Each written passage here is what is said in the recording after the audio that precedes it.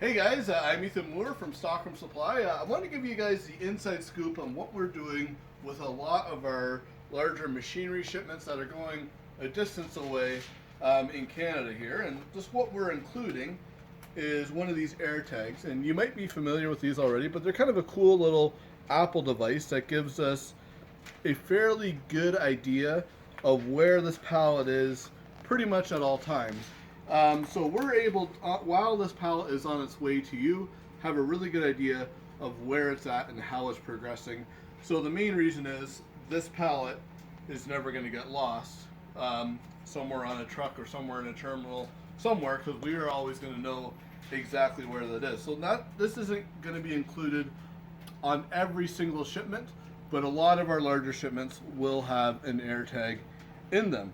Now the box this is going to be the box that will be inside a manila envelope.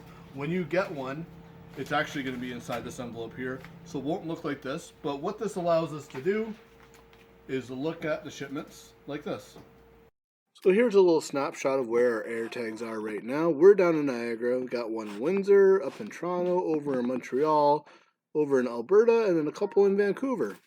You get a shipment and you see a manila envelope like this that's placed right near the top of your pallet, that's going to be an AirTag. So you can open up this envelope here, and if you pull this out, that's going to be a little instruction sheet on what to do with it.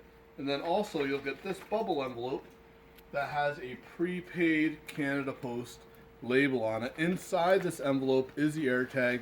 You do not need to open this. You don't need to do anything with this other than drop it off at your local post office or post office box. Some communities, you can even put that in your mailbox and it'll get in the mail that way. So yeah, don't open this. Just bring this right over to the post office, and this will bring the AirTag back to us so we can use it on another future shipment.